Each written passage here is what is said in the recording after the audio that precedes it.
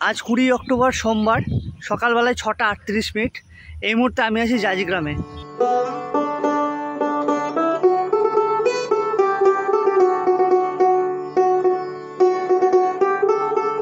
এই আশ্রমে তারা আশ্রয় নিতেন এবং এখান থেকে কিন্তু তাদের স্বাধীনতা সংগ্রামের কার্যকলাপ সেটা কিন্তু চালনা করতেন। এখানে একসময় সতীদাহ প্রথা সেটা কিন্তু হতো। এখানে আমরা পিকনিক করতে আসতাম। তো একসময় এইখানে একটা দোলনা ছিল, সেই দোলনাটা এখন আর নেই। আমার জন্মস্থান মুর্শিদাবাদ জেলা হলেও, আমার কর্মস্থান বাইরে হলেও, আমার কিন্তু পড়াশোনা বা অধ্যাবসায়ের স্থান হচ্ছে এই জাজি গ্রাম।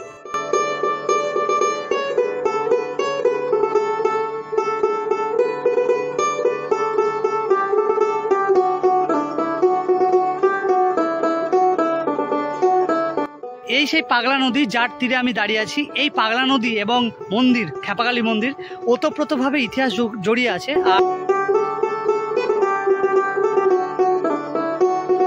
এবং এই মূর্তিগুলো ধরা হয় আনুমানিক পাল রাজাদের আমল টাইমের বুদ্ধ মূর্তি এবং বিভিন্ন বিষ্ণু মূর্তি, শিব মূর্তি, বিভিন্ন মূর্তি একদম কালো পাথরের।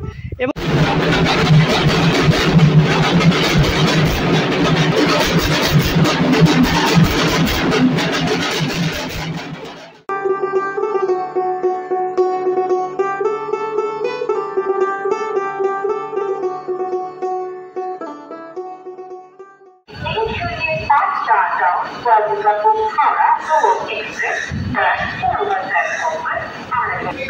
আজকে হচ্ছে 19শে অক্টোবর রবিবার, ঘড়িতে সময় 3:15।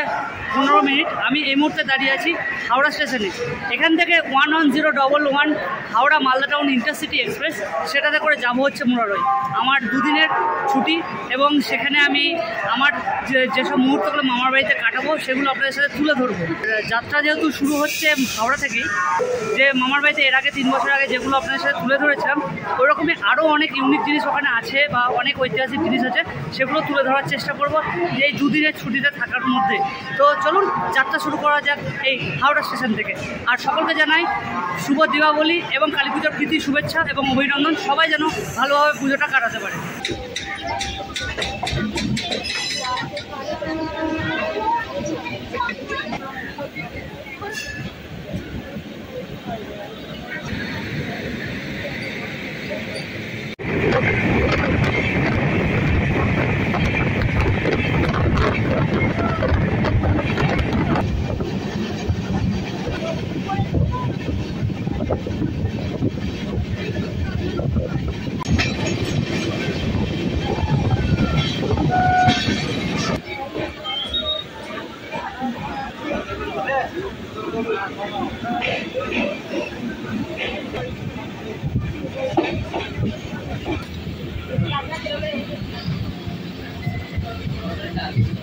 ঘড়িতে সময় এখন রাত 8:45, প্রায় 45 মিনিট ডিলেতে আমাদের ট্রেন এই মুহূর্তে পৌঁছে গেছে মুরারই স্টেশনে এবং প্রায় 242 কিলোমিটার পথ অতিক্রম করেছে।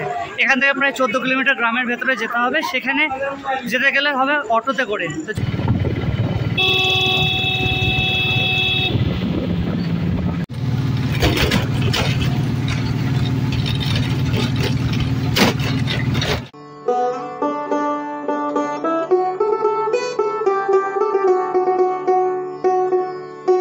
আজ 20 অক্টোবর সোমবার সকালবেলায় 6টা 38 মিনিট। এই মুহূর্তে আমি আছি জাজি গ্রামে। তো আজ হচ্ছে কালী পুজো। তো কালকে রাত্রিবেলায় এসেছি, আপনারা দেখেছেন। তো এই মুহূর্তে গ্রামের ঠিক বাইরেটাই আছি। এই দিকগুলোতে আপনারা যদি আমার পুরনো ভিডিও দেখে থাকেন, সেখানে দেখতে পাবেন যে এই জায়গাগুলো আপনারা রিকগনাইজ করতে পারবেন। এবং তার সাথে এই যে জায়গার প্রতি আমার যে স্মৃতি, সেটা কিন্তু অনেক দিনের, বলতে দ্বিধা নেই। ছোটোবেলায় আমার এই জায়গাটাতেই কেটেছে, একদম মাটির কাছাকাছি। এখানে পড়াশোনা, স্কুলিং, প্রথম যে ধাপ পড়াশোনার, সেটা কিন্তু এখানেই কেটেছে, মামার আদরে এবং শাসনে। হয়তো তাই জন্য আজকে কিছু একটা করতে পারছি। এবং আমি যে এখানে এলে একটা ফিল অনুভব করি, যে একটা অনুভব আসে আমার মধ্যে, যে এখানে বড় হয়েছি এবং মাটির সাথে আমার টান, সেটা আপনাদের কোনো অংশে দেখানোর চেষ্টা করছি, বোঝানোর চেষ্টা করছি।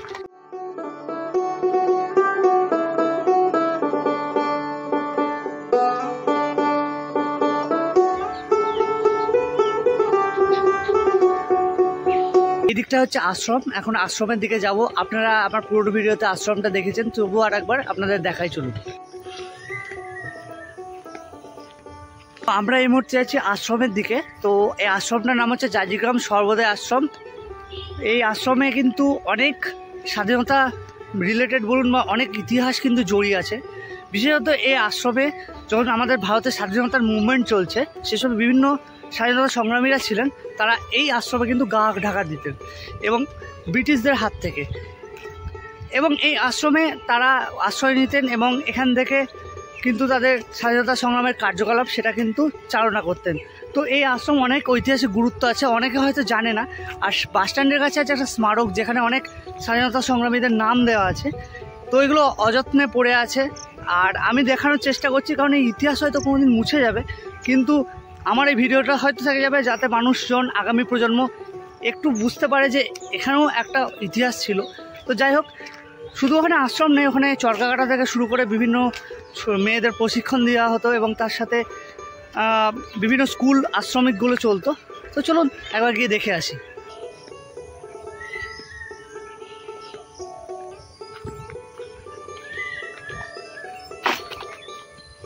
এখানে একসময় সতীদাহ প্রথা সেটা কিন্তু হতো, এবং এখানে যে ঘাট আছে পেছনে আপনাদেরকে একটু দেখিয়ে দিই।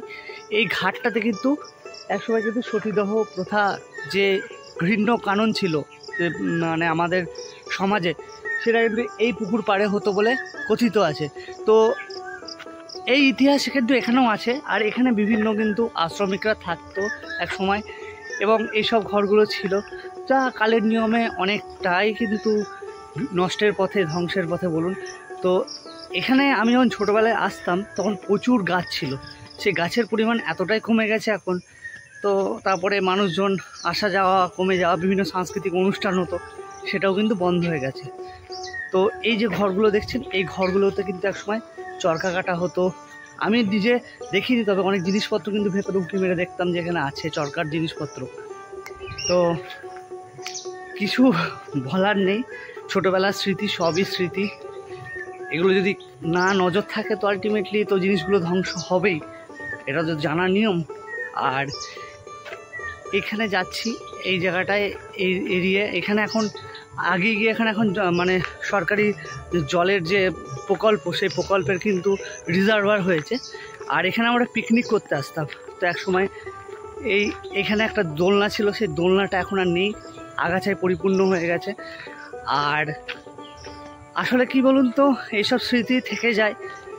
ছোটোবেলায় এতটা কমপ্লিকেটেড লাইফ ছিল না যতটা এখনও হয়েছে।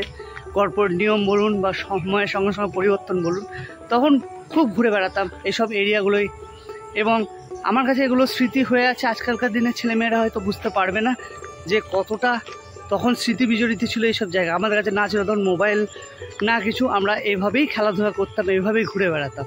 আমার জন্মস্থান মুর্শিদাবাদ জেলা হলেও, আমার কর্মস্থান বাইরে হলেও, আমার কিন্তু পড়াশোনা বা অধ্যাবসায়ের স্থান হচ্ছে এই জাজিগ্রাম। কারণ এখানে আমি বড় হয়েছি সবার মাঝে। বিশ্বাস করে আমি প্রচণ্ড আদরে বড় হয়েছি, কারণ এখানে আমাকে প্রত্যেকে ভালোবাসতো এবং এখনও দেখা হলে ভালোবাসে। মানুষের মধ্যে একটা আলাদাই ভাইব থাকে এবং সকলের সাথে নিয়ে চলার একটা ভাইব এখানে থাকে। যদিও বা এখন অনেক কিছু চেঞ্জেস এসছে, ডিজিটাইজেশন হয়ে এসছে, যা গ্রামের উন্নতি হয়েছে, সেটা অবশ্যই দরকার, কিন্তু সেই ভাইবটা এখনও রয়ে গেছে এই এরিয়ায়। এই যে আমরা ঘুরে বেড়াতাম, দৌড়ে বেড়াতাম সাইকেল নিয়ে, দিনের পর দিন রাস্তায় রাস্তায় চলে যেতাম, তখন এত ফোনের ব্যাপার ছিল না। সেই জিনিসগুলো কিন্তু অতটা কমপ্লিকেটেড ছিল না যতটা এখন এই লাইফে আছে।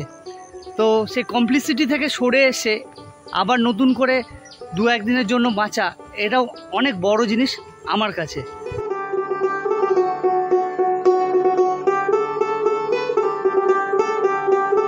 চলুন ফেরা যাক বাড়ির দিকে, কারণ ওখানে চাটা খাইতে ডাকছে, চাটা খাইয়ে গিয়ে দিয়ে আপনাদেরকে এমন একটা জায়গা নিয়ে যাব, অনেক হয়তো ওই জায়গাটা সম্বন্ধে জানে না, ওটার সাথেও পুরনো ইতিহাস জড়িয়ে আছে। তো চলুন যাওয়া যাক। ঘড়িতে সময় এখন সকাল 10টা। এই মুহূর্তে আমি আছি জাজিগ্রাম বাস স্ট্যান্ডে। তো আপনাদের আগেই বলেছিলাম আমি যাব হচ্ছে পাইকোর বা প্রাচীকোর। সেইখানে একটা ঐতিহাসিক জিনিসটাকে আপনাদের সাথে তুলে ধরবো। আর আমার সাথে আছে রূপকে তো আমাকে এমনিতেই দেখেছেন সবাই, বেনারস বলুন বা বিভিন্ন জায়গায়। তো এলে এখানে কিন্তু আমি রূপের সাথে বেরোনোর চেষ্টা করি, যদিও প্রেজেন্ট থাকে এখানে।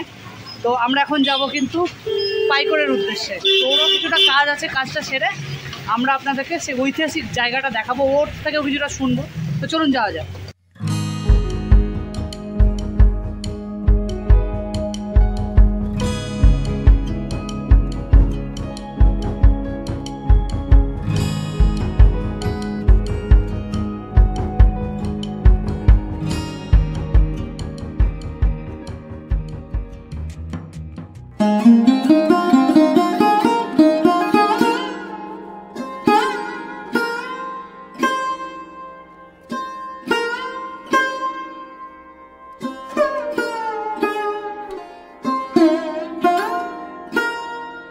ঘড়িতে সময় এখন বেলা 11:10। এই মুহূর্তে আমি আছি প্রাচীকর অর্থাৎ পাইকরে। তো এই পাইকরের এমন একটি মাহাত্ম্য হচ্ছে, শতাব্দী প্রাচীন কালী মন্দির আছে, খেপি কালীমা বা খেপা কালী মন্দির, যেখানে অসংখ্য ভক্তের ভিড় হয় এবং তারা আসেন এখানে তাদের মনস্কামনা নিয়ে।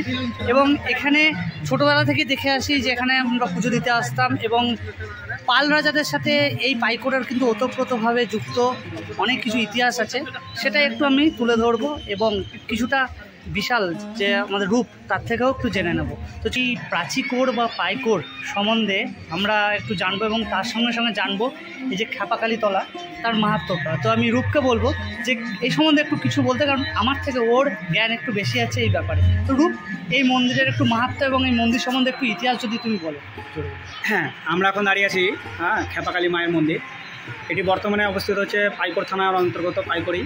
তো জায়গাটার আগে নাম ছিল প্রাচীকোট। হ্যাঁ, প্রাচীকোট হচ্ছে পাল রাজাদের রাজধানী।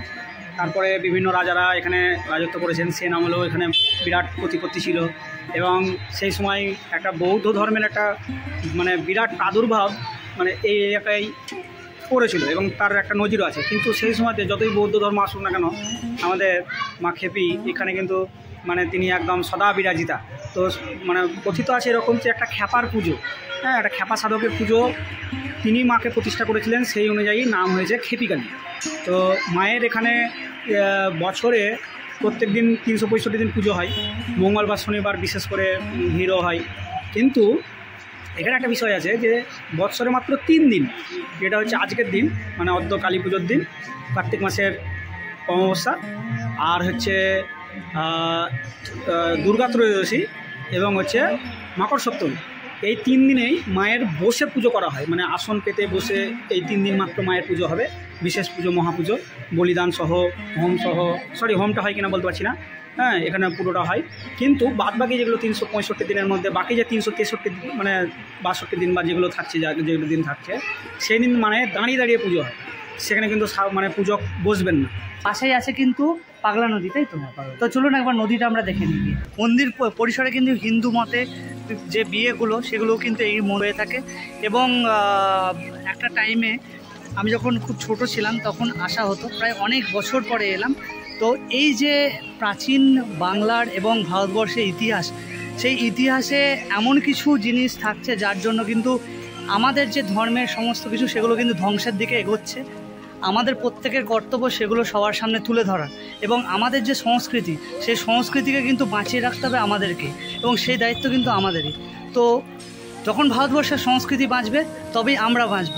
তো এই ছিল মন্দিরের একটু কিছু ইতিহাস যেগুলো আপনাদের সামনে তুলে ধরলাম, এবং আগামী দিনে আশা করি আপনারাও এই জায়গাগুলো দর্শন করবেন। এবং পাইকর সম্বন্ধে তো একটা পুরনো ধারণা আছে, এখানে পাল বংশ একসময় এখানে রাজত্ব করতেন, পাল বংশের, এবং বৌদ্ধ ধর্মের সে সময় অনেকটাই ইনফ্লুয়েন্স ছিল। তো সেই সময় দাঁড়িয়েও আজকে কিন্তু প্রচুর নিদর্শন পাওয়া যায়, সেই নিদর্শনও কিন্তু আপনাদের অন্য একদিন তুলে ধরবো। এই সেই পাগলা নদী যার তীরে আমি দাঁড়িয়ে আছি। এই পাগলা নদী এবং মন্দির, খেপাকালী মন্দির, ওতপ্রোতভাবে ইতিহাস জড়িয়ে আছে। আর আপনাদের একটা মন্দির দেখাচ্ছি, সেখানে একটা পাল রাজাদের আমলে প্রচুর মূর্তি সেগুলো কিন্তু সাজিয়ে রাখা হচ্ছে সেই মন্দিরে, এবং সেগুলো একদম কোষ্ঠী পাথরের মূর্তি বলতে গেলে। এবং এই মূর্তিগুলো ধরা হয় আনুমানিক পাল রাজাদের আমল টাইমের বুদ্ধ মূর্তি এবং বিভিন্ন বিষ্ণু মূর্তি, শিব মূর্তি, বিভিন্ন মূর্তি একদম কালো পাথরের।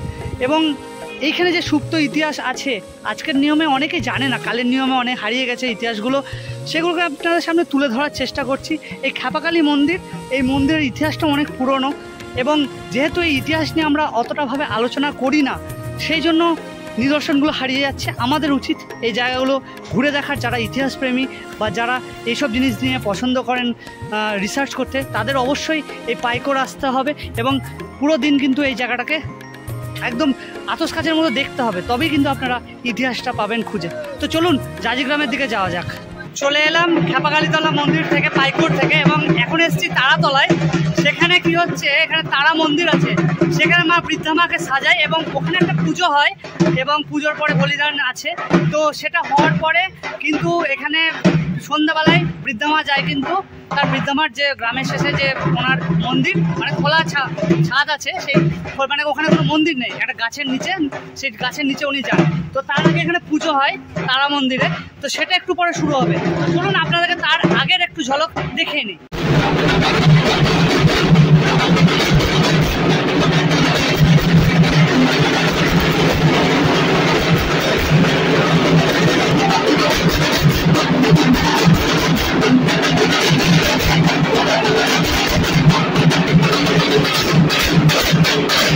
আমি এই মুহূর্তে দাঁড়িয়ে আছি শতাব্দী প্রাচীন শ্রী শ্রী বৃদ্ধামাতার মন্দিরের সামনে। এখানে মন্দির কিন্তু নেই, এটা হচ্ছে একটা গাছ, নিম গাছ, তার নিচে কিন্তু মায়ের পুজো হয়ে আসছে বছরের পর বছর ধরে। তো এই মন্দির, যেখানে কিন্তু বৃষ্টি হলেও কিন্তু মাথায় কোনো আচ্ছাদন থাকে না এবং আশ্চর্যজনকভাবে পুজো হলেও কিন্তু এখানে নির্বিঘ্নে পুজো হয়, বৃষ্টি হোক আর যাই হোক কিন্তু নির্বিঘ্নে পুজো হয়। আর এখন দেখতে পাচ্ছেন কালী পুজোর বেলা 12টা আজ, কিন্তু এখন পুরো ফাঁকা ফাঁকা, চারিদিকে মেলা বসেছে, পুজো দোকান টোকান, পুজো সামগ্রীর দোকান, কিন্তু সন্ধ্যেবেলায় এই জায়গাটায় একদম চারিদিকে জনসমাগম হয়ে যাবে, যেটা সন্ধ্যেবেলায় আপনাদেরকে দেখানোর চেষ্টা করব। তো কালীগ্রাম বলা হয় এই জাজিগ্রামকে। প্রায় শতাব্দী প্রাচীন অনেকগুলো 21 থেকে 22টা কালী ঠাকুর এখানে মানে পারিবারিক পুজো হয় এবং তাদের সকলের মা হচ্ছেন এই বৃদ্ধা মা, যিনি বেদিতে না উঠলে কিন্তু কোনো গ্রামের কালী মন্দির বা কোনো ঠাকুর বেদিতে ওঠে না। এটাই কিন্তু পর বছরের পরম্পরায় হয়ে আসছে। তো এই বৃদ্ধামাতার মন্দির থেকেই প্রথম এপিসোড শেষ করছি এবং সেকেন্ড এপিসোডে আপনাদের দেখাবো এই কালীগ্রামের পুজোর মাহাত্ম্য এবং প্রত্যেকটি পারিবারিক পুজো এবং এই শতাব্দী প্রাচীন বৃদ্ধামা, যাকে ছাড়া এই জাজিগ্রামের পুজো একদম অমলিন। তো ভিডিওটা এখানেই শেষ করছি, আবার দেখা হচ্ছে নতুন একটা এপিসোডে। ভালো থাকবেন।